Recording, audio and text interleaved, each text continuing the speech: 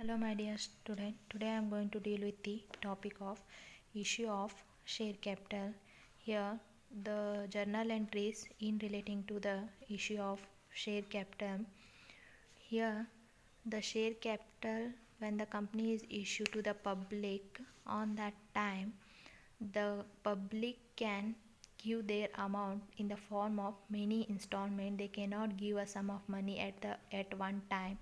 They give a money in the form of application, allotment and first and final call. ಹಾಗಾದರೆ ಇವತ್ತಿನ ಕ್ಲಾಸಲ್ಲಿ ನಾವೇನು study ಮಾಡ್ಲಿಕ್ಕತ್ತೀವಿ ಅಂತಂದರೆ issue of share capital ಬಗ್ಗೆ study ಮಾಡ್ಲಿಕ್ಕತ್ತೀವಿ. ಯಾವಾಗ ಕಂಪನಿ ಅಥವಾ ಬಿಸ್ನೆಸ್ ಆರ್ಗನೈಜೇಷನ್ ಇದ್ದಿದ್ದು ಪಬ್ಲಿಕ್ಕಿಗೆ ಶೇರ್ಸ್ಗಳನ್ನು ಇಶ್ಯೂ ಮಾಡ್ತದಲ್ಲ, ಆವಾಗ ಪಬ್ಲಿಕ್ ಇದ್ದವರು ಅದಕ್ಕೇನು ಮಾಡ್ತಾರೆ, ಇಂಟ್ರೆಸ್ಟನ್ನು ತೋರಿಸ್ತಾರೆ ಅಥವಾ ಆಸಕ್ತಿಯನ್ನು ತೋರಿಸ್ತಾರೆ. ಅವಾಗ ಆದರೆ ಅದು ಹೋಲ್ ಅಮೌಂಟನ್ನು ಅವ್ರು ಒಮ್ಮೆ ಏನು ಮಾಡಂಗಿಲ್ಲ, ನಮಗೆ ಪೇ ಮಾಡೋಂಗಿಲ್ಲ. ಅದನ್ನು 3-4 ಇನ್ಸ್ಟಾಲ್ಮೆಂಟ್ ಮುಖಾಂತರ ನಮಗೇನು ಮಾಡ್ತಾರೆ ರೀ, ಪೇ ಮಾಡ್ತಾರೆ. ಹಾಗಾದ್ರೆ ಆ ಒಂದು ಸಿಚುವೇಶನ್ ಒಳಗೆ ನಾವು ಯಾವ ಥರ ಜರ್ನಲ್ ಎಂಟ್ರೀಸ್ ಹಾಕಬೇಕು ಅನ್ನೋದನ್ನು ನಾವೇನು ಮಾಡ್ತೀವಿ ರೀ, ಅಕೌಂಟಿಂಗ್ ಫಾರ್ ಶೇರ್ ಕ್ಯಾಪಿಟಲ್ ಒಳಗೆ ಕಲಿತೀವಿ. ಅದಕ್ಕೆ ನಾವೇಂತೀವಿ ರೀ, ಇಶ್ಯೂ ಆಫ್ ಶೇರ್ ಕ್ಯಾಪಿಟಲ್ ಅಥವಾ the funds to be collected from the public, that amount is called as a share capital. ಹೌದಾ? ಹಾಗಾದರೆ ಇಲ್ಲಿ ಏನಾಗುತ್ತೆ ಅಂತಂದರೆ, ಬೇಸಿಕ್ ನಾನು ನಿಮ್ಗೆ ಹೇಳಬೇಕು ಅಂತಂತಂದರೆ, ಜರ್ನಲ್ ಎಂಟ್ರೀಸ್ ಬರ್ತಾವೆ. ಆ ಜರ್ನಲ್ ಎಂಟ್ರೀಸನ್ನು ಯಾವ ಥರ ನಾವು ಮಾಡಬೇಕು ಅನ್ನೋದನ್ನು ನೋಡೋಣ್ರಿ. ಒಂದು ಸಿಂಪಲ್ ಪ್ರಾಬ್ಲಮ್ ನೋಡೋಕ್ಕಿಂತ ಮುಂಚೆ ಅದಕ್ಕೆ ಸಂಬಂಧಪಟ್ಟಂಥ ಒಂದು ಟೆಕ್ನಿಕ್ಸ್ ಏನದ ಅಂತಂತಂದರೆ, ಫಾರ್ ಎಕ್ಸಾಂಪಲ್ ಯಾವುದೇ ಒಂದು ಶೇರ್ಸ್ಗಳನ್ನು ಪಬ್ಲಿಕ್ಕಿಗೆ ನಾವು ಇಶ್ಯೂ ಮಾಡಿದಾಗ ಅದನ್ನು ಅವ್ರು ಏನು ಮಾಡ್ತಾರೆ ರೀ, 3 ಅಥವಾ 4 ಇನ್ಸ್ಟಾಲ್ಮೆಂಟ್ ಒಳಗೆ ನಮ್ಗೆ ಪೇ ಮಾಡ್ತಾರೆ. ಹಾಗಾದ್ರೆ ಅಪ್ಲಿಕೇಶನ್ ನಾವೇನು ಇಶ್ಯೂ ಮಾಡ್ತೀವಲ್ಲ, ಆವಾಗ ಕೆಲವೊಂದಿಷ್ಟು ಅಮೌಂಟನ್ನು ಅಲಾಟ್ಮೆಂಟ್ ಮಾಡಿದಾಗ, ಅಂದರೆ ಅವ್ರ ಅಪ್ಲಿಕೇಶನ್ ಎಷ್ಟು ಜನ ಅದಕ್ಕೆ ಇಂಟ್ರೆಸ್ಟ್ ಅದಾರಲ್ಲ ಅವ್ರು ಏನು ಮಾಡ್ತಾರೆ, ಅಪ್ಲೈ ಮಾಡ್ತಾರೆ. ಬಟ್ ನಾವು ಅವ್ರಿಗೆ ಎಷ್ಟು ಕೊಡಬೇಕು ಅಥವಾ ಎಷ್ಟು ಅದು ಅವ್ರಿಗೆ ನಾವು ನೀಡಬೇಕು ಅನ್ನೋದಕ್ಕೆ ನಾವೇನಂತೀವಿ, ಅಲಾಟ್ಮೆಂಟ್ ಆಗ್ತದೆ. ಆಮೇಲೆ ಅಲಾಟ್ಮೆಂಟ್ ಆದಾಗ ಎಷ್ಟು ಅವ್ರು ನಮಗೆ ಹಣ ಪೇ ಮಾಡಬೇಕಾಗ್ತದೆ. ನೆಕ್ಸ್ಟ್ ಉಳಿದ ಅಮೌಂಟನ್ನು ಫಸ್ಟ್ ಆ್ಯಂಡ್ ಫೈನಲ್ ಕಾಲ್ ಅಥವಾ ಸೆಕೆಂಡ್ ಆ್ಯಂಡ್ ಫೈನಲ್ ಕಾಲ್ ಮುಖಾಂತರ ನಮಗೇನು ಮಾಡ್ತಾರೆ ರೀ, ಪೇ ಮಾಡ್ತಾರೆ. ಹಾಗಾದ್ರೆ ಇಲ್ಲಿ ಯಾವ ಥರ ಜರ್ನಲ್ ಎಂಟ್ರೀಸ್ ಆಗುತ್ತೆ ಅಂತಂತಂದರೆ, ಫಸ್ಟ್ ಅಪ್ಲಿಕೇಶನ್. ಇಲ್ಲಿ ಅಪ್ಲಿಕೇಶನ್ ಮನಿಯನ್ನು ನಾವು ಅಪ್ಲಿಕೇಶನ್ನಲ್ಲಿ ಕೂಡ ಏನಾಗುತ್ತೆ ರೀ, 2 ಜರ್ನಲ್ ಎಂಟ್ರೀಸ್ ಬರ್ತಾವೆ. ಹಾಗಾದರೆ 2 ಜರ್ನಲ್ ಎಂಟ್ರೀಸ್ ಒಳಗೆ ಏನು ಅಂತಂತಂದರೆ, ಒಂದನೇದು ಅಪ್ಲಿಕೇಶನ್ ಮನಿಯನ್ನು ನಾವು ರಿಸೀವ್ ಮಾಡಿದಾಗ ಆವಾಗ ಏನಾಗುತ್ತೆ ಅಂತಂತಂದರೆ, ಬ್ಯಾಂಕ್ ಅಕೌಂಟ್ ಏನಾಗ್ತದೆ ರೀ, ಡೆಬಿಟ್ ಆಗ್ತದೆ. ಬ್ಯಾಂಕ್ ಅಕೌಂಟ್ ಡೆಬಿಟ್ ಆಗ್ತದೆ. ನೆಕ್ಸ್ಟ್ ಇಲ್ಲಿ ಯಾವುದ್ರ ಮುಖಾಂತರ ನಮಗೆ ಅದು ಬಂದದ ರೀ, ಅಪ್ಲಿಕೇಶನ್ ಸೋರ್ಸ್ ಮುಖಾಂತರ ನಮಗೇನಾಗದ, ದುಡ್ಡು ಬಂದದ. ಹಾಗಾದ್ರೆ ನಾವು ಅಪ್ಲಿಕೇಶನನ್ನು ಇಶ್ಯೂ ಮಾಡಂತಲೇ ನಮಗೆ ಅವ್ರ ಅಪ್ಲಿಕೇಶನ್ ಮನಿಯನ್ನು ಕೊಡ್ತಾರೆ. ಹಾಗಾದ್ರೆ from the point of business organization the money is received from business. ಹಾಗಾದ್ರೆ ಹಣ ಏನಾಗ್ತದೆ, ಆರ್ಗನೈಜೇಷನ್ ಬರ್ತದೆ. ಇದರಿಂದ ಏನಾಗ್ತದೆ, ಬ್ಯಾಂಕ್ ಬ್ಯಾಲೆನ್ಸ್ ಹೆಚ್ಚಾಗ್ತದೆ. ಹಾಗಾದ್ರೆ ಫಸ್ಟ್ ಜರ್ನಲ್ ಎಂಟ್ರೀಸ್ ಒಳಗೆ ಏನು ಅಂತಂತಂದರೆ, ಬ್ಯಾಂಕ್ ಅಕೌಂಟ್ ಡೆಬಿಟ್ ಆಗ್ತದೆ, ಶೇರ್ ಅಪ್ಲಿಕೇಶನ್ ಅಕೌಂಟ್ ಏನಾಗ್ತದೆ ರೀ, ಕ್ರೆಡಿಟ್ ಆಗ್ತದೆ. ಯಾವ ಸೋರ್ಸ್ನಿಂದ ಬಂತಲ್ಲ ಆ ಅಕೌಂಟ್ ಏನಾಗ್ತದೆ, ಕ್ರೆಡಿಟ್ ಆಗ್ತದೆ. ಇದು application related first journal entry. ಆಮೇಲೆ ಇಲ್ಲಿ ಸೆಕೆಂಡ್ ಜರ್ನಲ್ ಎಂಟ್ರಿ ಏನು ಅಪ್ಲಿಕೇಶನ್ ರಿಲೇಟೆಡ್ ಅಂತಂತಂದರೆ, ಈ ಅಮೌಂಟನ್ನು ನಾವು ನಮ್ಮ ಶೇರ್ ಕ್ಯಾಪಿಟಲ್ ಅಕೌಂಟಿಗೆ ಏನು ಮಾಡ್ತೀವಿ ರೀ, ಟ್ರಾನ್ಸ್ಫರ್ ಮಾಡ್ತೀವಿ. ಹಾಗಾದರೆ ಟ್ರಾನ್ಸ್ಫರ್ ಮಾಡಿದಾಗ ಏನಾಗುತ್ತೆ ಜರ್ನಲ್ ಎಂಟ್ರೀಸ್ ಅಂತಂತಂದರೆ, ಇಲ್ಲಿ share capital account debited to ಇದರಲ್ಲಿ share application account debited to share capital account. ಹಾಗಾದ್ರೆ ಇಲ್ಲಿ ಏನಾಗ್ತದಪ್ಪ ಅಂತಂತಂದರೆ, ಶೇರ್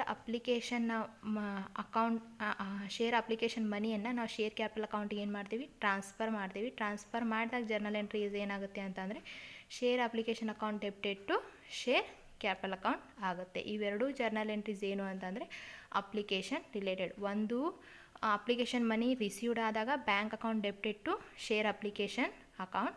ಆ ಅಮೌಂಟನ್ನು ನಾವು ಶೇರ್ ಕ್ಯಾಪಿಟಲ್ ಅಕೌಂಟಿಗೆ ಏನು ಮಾಡಬೇಕಾಗ್ತದೆ, ಟ್ರಾನ್ಸ್ಫರ್ ಮಾಡ್ತೇವೆ ರೀ.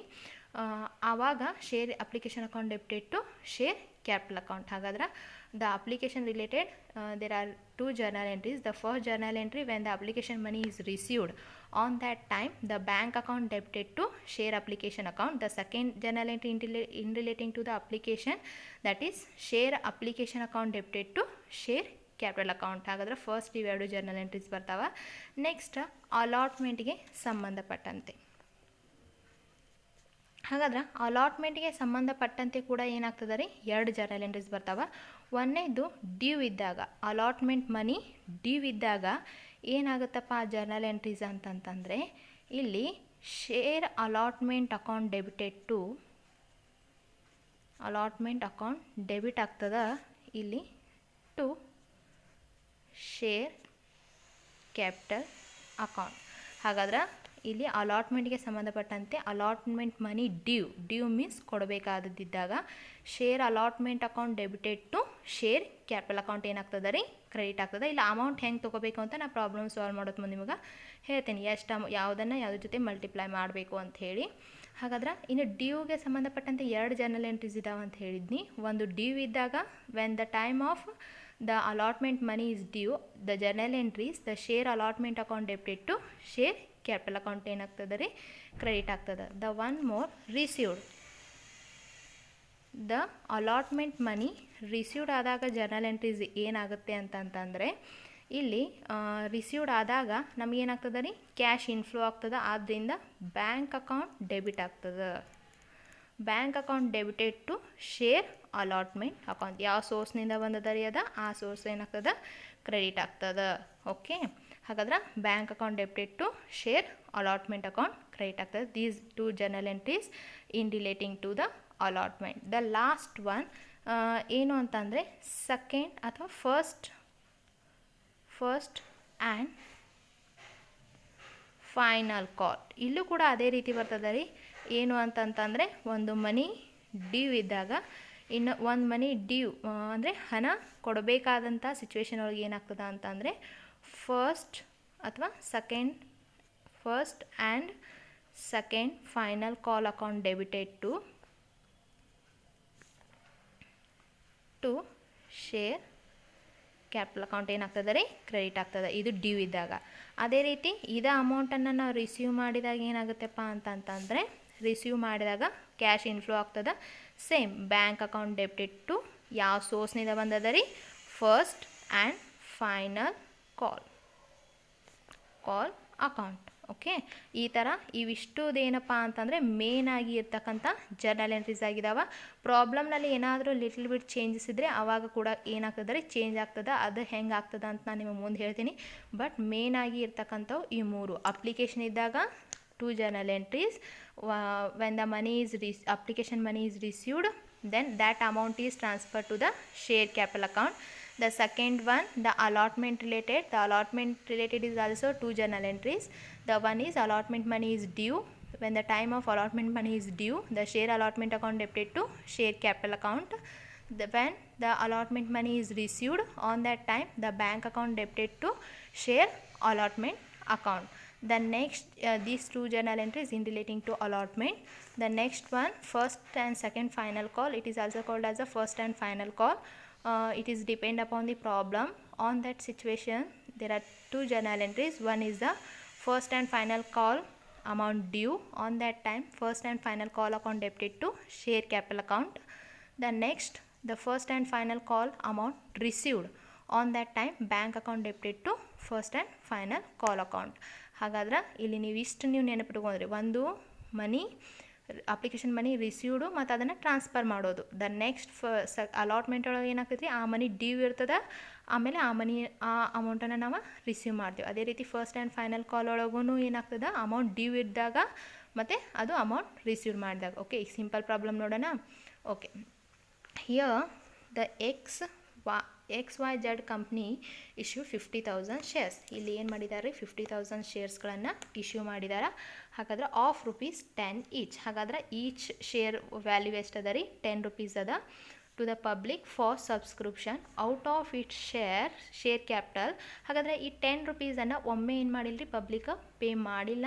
That amount is paid in the form of many instalment. That instalment such as the application in the form of application ₹4, the allotment ₹3. ಹಾಗಾದರೆ ಇಲ್ಲಿ ಏನು ಮಾಡಿದ್ದಾರೆ ರೀ, 50,000 ಶೇರ್ಸ್ಗಳನ್ನು ಇಶ್ಯೂ ಮಾಡಿದ್ದಾರೆ. ಆ 50,000 ಶೇರ್ಸ್ಗಳನ್ನ ಈಚ್ ಶೇರನ್ನು 10 rupees ಅಂತ ಏನು ಮಾಡಿದ್ದಾರೆ ರೀ, ಸೇಲ್ ಮಾಡಿದ್ದಾರೆ ಅಥವಾ ಏನು ಮಾಡಲಿ ಪಬ್ಲಿಕ್ಕಿಗೆ ಇಶ್ಯೂ ಮಾಡ್ಲಿಕ್ಕತ್ತಾರೆ. ಹಾಗಾದ್ರೆ ಅದನ್ನು ಇನ್ಸ್ಟಾಲ್ಮೆಂಟ್ ಒಳಗೆ ಪಬ್ಲಿಕ್ ಏನು ಮಾಡ್ತಾರೆ, ಆ 10 rupeesನ್ನು ಅಂದರೆ ಅವ್ರು ಎಷ್ಟು ನಂಬರ್ ಆಫ್ ಶೇರ್ಸ್ ತೊಗೊಂಡಿರ್ತಾರಲ್ಲ ಅದನ್ನು ಈಚ್ ಶೇರ್ಸ್ಗಳನ್ನು ಇಂತಿಷ್ಟು ಇನ್ಸ್ಟಾಲ್ಮೆಂಟ್ ಒಳಗೆ ಏನು ಮಾಡ್ತಾರೆ ರೀ, ಪೇ ಮಾಡ್ತಾರೆ. ಹಾಗಾದ್ರೆ ಇಲ್ಲಿ 4 ರೂಪೀಸ್ ಅಪ್ಲಿಕೇಶನ್ ಕೊಟ್ಟಿದ್ದಾರೆ, 3 ರೂಪೀಸ್ ಅಲಾಟ್ಮೆಂಟ್ ಕೊಟ್ಟಾರೆ. ಹಾಗಾದರೆ ಇದು ಎಷ್ಟಾಯ್ತು ರೀ? 7 ರೂಪೀಸ್ ಆಯಿತು. Remaining 3 rupees. ಹಾಗಾದ್ರೆ ಈ 3 ರೂಪೀಸ್ ಏನು ರೀ ಫಸ್ಟ್ ಆ್ಯಂಡ್ ಫೈನಲ್ ಕಾಲ್ ಒಳಗೆ ಅವರ ಪೇ ಮಾಡ್ತಾರೆ.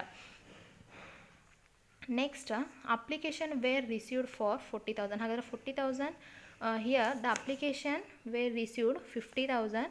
ಹಾಗಾದರೆ 50,000 shares the company made allotment to the application in full. ಹಾಗಾದರೆ ಇಲ್ಲೇನಾಗಿದೆ 50,000 ಶೇರ್ಸ್ಗಳನ್ನು ಇಶ್ಯೂ ಮಾಡ್ಯಾರ. 50,000 ಶೇರ್ಸ್ ಕೂಡ ಏನಾಗಿದಾವೆ ರೀ ಅಪ್ಲಿಕೇಶನ್ ಅಷ್ಟು ಬಂದಿದ್ದಾವೆ. ಹಾಗಾದ್ರೆ ಅದು allotment is also full. All the amount due on allotment and first and final call were duly received. ಇಲ್ಲಿ ಹೇಳಿದ್ದಾರೆ ನೋಡ್ರಿ ಅವರು, the allotment amount is also due, the first and final call amount is due and duly received means ಕೊಡಬೇಕಾಗಿತ್ತು ಮತ್ತು ಕೊಟ್ಟಿದ್ದಾರೆ. ಆವಾಗ journal entries ಏನಾಗ್ತದೆ? Give the journal entries in the books of company. ಹಾಗಾದರೆ ನಾವೀಗ ಏನು ಮಾಡೋಣ? ಜರ್ನಲ್ ಎಂಟ್ರೀಸ್ ಆಗೋಣ. ಹಾಗಾದ್ರೆ ನಾನು 6 ಜರ್ನಲ್ ಎಂಟ್ರೀಸನ್ನು ಹೇಳಿದ್ದೇನಲ್ಲ, ಅದೇ ಜರ್ನಲ್ ಎಂಟ್ರೀಸನ್ನು ನಾವು ಇಲ್ಲಿ ಏನು ಮಾಡೋಣ ರೀ ಅಪ್ಲೈ ಮಾಡೋಣ. ಹಾಗಾದ್ರೆ ಇಲ್ಲಿ ಯಾವ ಕಂಪನಿ ಇರ್ತದಲ್ಲ ಆ ಹೆಸರು, ಆ ಕಂಪ್ನಿನ ನಾವು ಮೆನ್ಷನ್ ಮಾಡಬೇಕಾಗ್ತದೆ ಇನ್ ದ ಬುಕ್ಸ್ ಆಫ್ ಅಂತ ಹೇಳಿಬಿಟ್ಟು.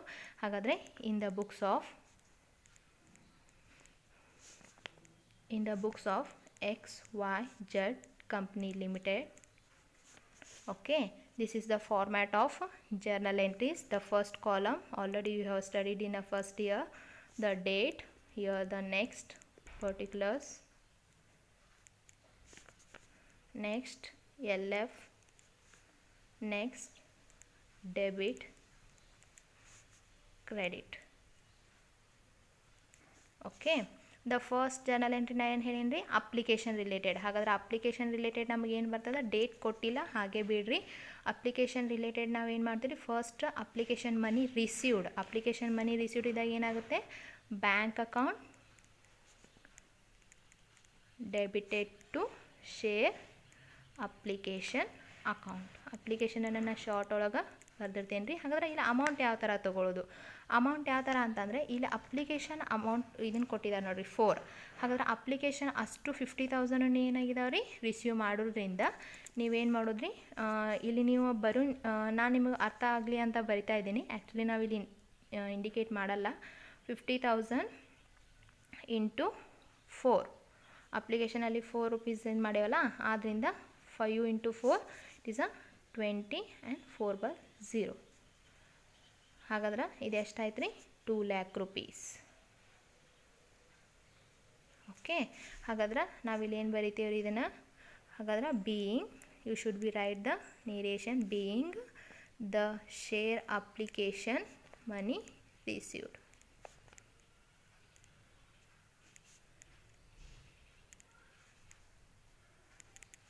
Received. This first journal entry. ಹಾಗಾದರೆ ಇದಕ್ಕೆ ಅಪ್ಲಿಕೇಶನ್ ರಿಲೇಟೆಡ್ ಇನ್ನೊಂದು ಜರ್ನಲ್ ಎಂಟ್ರಿ ಇದೆ ಅಂತ ನಾ ಹೇಳಿದ್ನಲ್ಲ ನಿಮಗೆ. ಹಾಗಾದರೆ ಈ ಅಮೌಂಟನ್ನು ಅಂದರೆ share application amount is transfer to the share capital account. On that time the journal entries, what is the journal entries? Here the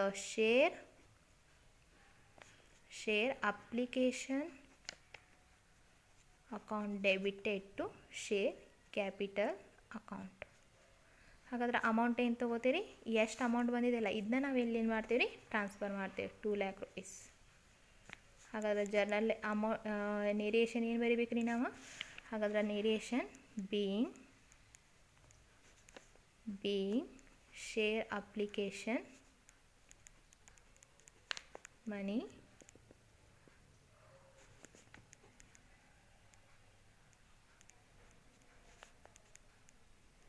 transferred to share capital account.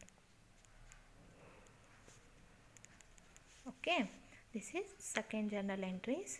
The next one ಏನಪ್ಪ ಅಂತಂತಂದರೆ ಇಲ್ಲಿ here the journal entries in relating to the application, that is the application money is received from the public, that is the bank account debited to share application account. Here the amount should be taken for the application amount, that is 4 rupees. The application, the number of shares, that is 50,000. You should multiply 50,000 with the 4, that is 2 lakh rupees. 2 lakh rupees. The one more journal entry is in relating to application, that is the application money is transferred to the share capital account. On that time the journal entry is the share application account debited to share capital account. The amount should be same here. Okay, The next one, the allotment related journal entries. When the allotment money is due on that time, share allotment account debited to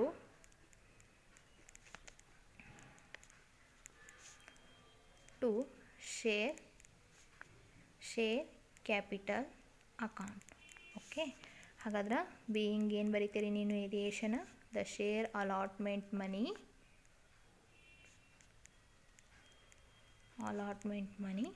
due. ಹಾಗಾದ್ರೆ ಇಲ್ಲಿ ಅಮೌಂಟನ್ನು ಅಲಾಟ್ಮೆಂಟ್ನಲ್ಲಿ ಎಷ್ಟು amount ಕೊಟ್ಟಿದ್ದಾರೆ ರೀ, 3 rupees ಇದೆ. 3 × 50,000 that is 1,50,000.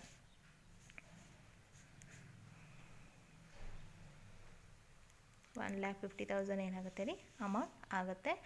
Next the amount allotment money received. When the time of the allotment money received, the amount should be a cash inflow to the to the organization. That's why the bank account debited to what, the source of money, that is the share allotment. ಹಾಗಾದ್ರೆ ನೇರೇಷನ್ ಬರ್ತದೆ ರೀ, paying allotment money, share allotment money received. ಹಾಗಾದ್ರೆ ಇಲ್ಲಿ 50,000 × 3 same ಬರ್ತದೆ 15. Next 400.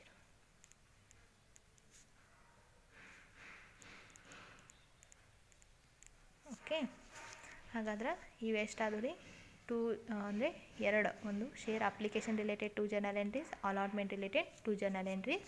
The last journal entries that is the first and final call. ಹಾಗಾದ್ರೆ first and final ಕಾಲ್ದು ಏನು ಬರ್ತದೆ ರೀ, first when the first and final call amount due ಇದ್ದಾಗ first and final call account debited to share capital account. Okay, ಹಾಗಾದರೆ ಇದು ಯಾವಾಗ ಬರ್ತದೆ ರೀ journal entry, being first and final call money due. ಈ ಅಮೌಂಟ್ ಡ್ಯೂ ಇದ್ದಾಗ ಹಾಗಾದ್ರೆ amount ಯಾವ ರೀತಿ ತೊಗೋತೀರಿ ನಾವು ಇಲ್ಲಿ, first and final call amount ಎಷ್ಟದ ರೀ, 3 ಅದ. ದ ನಂಬರ್ ಆಫ್ ಶೇರ್ಸ್ ಎಷ್ಟದ, 50,000 ಇದೆ. ಆದ್ದರಿಂದ ಇಲ್ಲಿ ಏನು ಬರ್ತದೆ ಅಂತಂತಂದರೆ 50,000 × 3 that is a 1,50,000. Here also 1,50,000. Okay, the last journal entries, that is the first and final call amount received adaga the cash inflow to the organization. That's why the bank account debited to the source of fund, that is the first and final call account. ಹಾಗಾದ್ರೆ narration ಏನು ಹೇಳ್ತೀರಿ, what is the narration? The narration is a explanation about the transaction, that is the being the first and final call money